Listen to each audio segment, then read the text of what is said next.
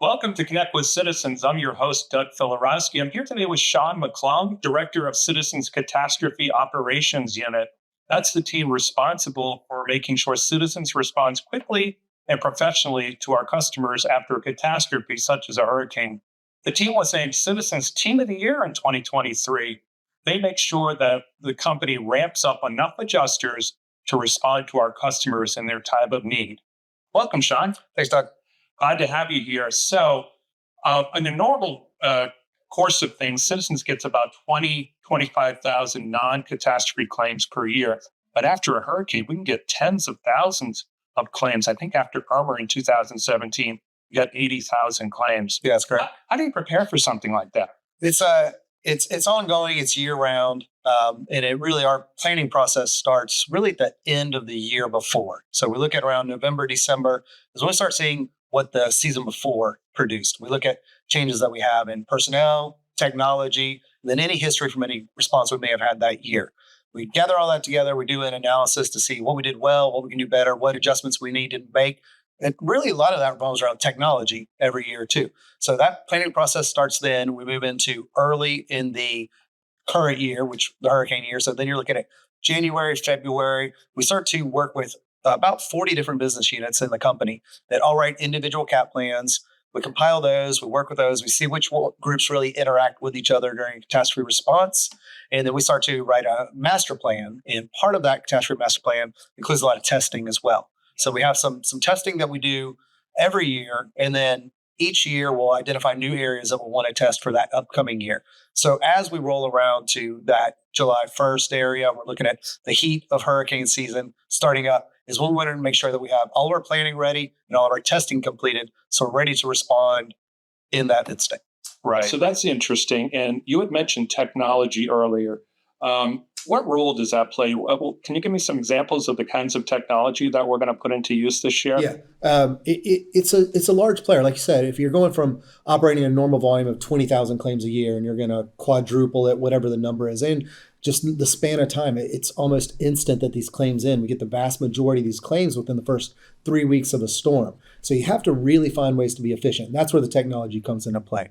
So we have things like aerial imagery where we can assign business units to look at different grades of losses. We have vendors that we work with that fly over, use satellite technology and airplanes right after the storm clears. The clouds are gone. Wow. They're doing flyovers. They're uploading this information, getting it to us within days of the storm. We're already putting these units together and deciding how can we leverage that technology, because then that saves us from having to go out and physically inspect all these. So you start to get that ball moving really fastly with this aerial imagery. Another big piece of technology that's really going to help us this year, it sounds simple, but it's going to be very large for us, is our new phone system. And the reason why specifically for us in CAT is prior to COVID, we brought in all of our desk adjusters here to this building in Jacksonville. Wow. And so we had hundreds of them on the same floor. We had the management team overseeing them directly. You get to see a lot of things that go on with your teams that aren't just driven by metrics. And so you get to really interact with them, lead them, help them develop, see who's struggling, see who's not. COVID hits, we're in a whole new world. All of our desk adjusters are now virtual. Mm-hmm. So one of our tools that's really going to help us is this phone system to give us another metric to really see how they're performing. We have metrics around their claim quality, their claim production, but really being able to see the real-time phone behaviors as well. It's really going to help us be more efficient as a management team. Right. Oh, that's some pretty cool stuff. You had mentioned also earlier about how it's a company-wide effort, that everybody really pitches in. What are some of the other divisions in the company doing? Yeah, it really does. And that goes back to when we talked about the 40 different business unit plans that we have. So every business unit ahead of time identifies what their role is going to be, and they compile it into that master plan. So you'll have some groups that are very heavy at the front end of a storm, some that aren't. One big one that we look at in claims is how do we take our existing staff and move them around into different roles. Specifically, we look at sort of getting people into sort of leadership roles, oversight roles. So we have people that we work with throughout the year.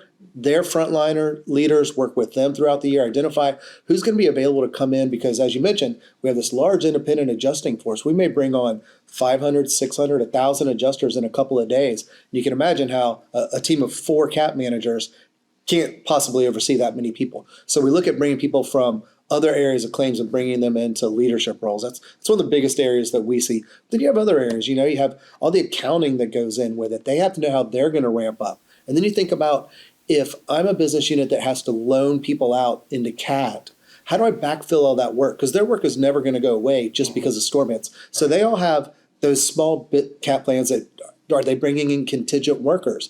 How are they using overtime or CAT pay within their own business units? It's this ripple effect that goes far beyond just the claims themselves. Right. So we have a tagline here at the company we like to use. It's Citizens is Ready, and thank you for explaining to us how we get ready for storm season. Of course, this time of year, it's on everybody's mind. Do you have a forecast for the upcoming storm season? So I sort of approach each hurricane season the same. I know I only have to prepare for one hit. We have a high concentration of policies in South Florida and in the Tampa area. Those are my two biggest concerns, because even a small storm in those areas generate a lot of claims. We work with our data analytics team every year to plan for a 1 in 100 year storm. That's how we plan every year. Now this year, the consensus between all of the meteorologists, the forecasters, is that it's going to be an above average season. They have a couple of reasons for that. So one of them is moving into this La Nina. And so what that does is kind of limits the wind shear, which tends to take away from power from hurricanes. Now you also have warmer waters in the Atlantic, which is already starting. So the warm waters in the Atlantic feed the hurricane.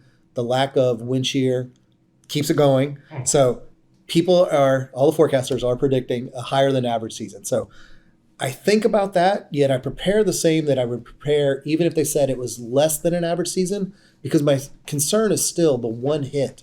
That's all it takes for us. We can have 40 hurricanes, but I only need one hit Florida. And we only have 10 hurricanes. If the one hits Florida, it's the same for us. Yeah. The other contingency that we have to think about is not just one storm. This happens very often, is the multiple storm scenario. And a lot of people may not see it because the one storm will get all of the media attention. That's the one everybody will be looking at it. But then we'll get a small storm in the background. And small meaning like a tropical storm or a Category 1 hurricane that doesn't necessarily create all the visuals that the nation wants to see, but we'll see it from a policy count perspective. And so we have to be prepared to look at more than one storm. How are we going to move resources around the state? How are we going to fold new adjusters into an existing operation? How do we take care of our new policyholders when we're already really, really busy with a large number of influx claims from a first storm? All that's included in that CAT planning. So I appreciate you coming in and talking with us about this and enlighten us on how we are ready every year for hurricane season. Thanks a lot, Sean. Yeah, thanks, Doug. Appreciate it.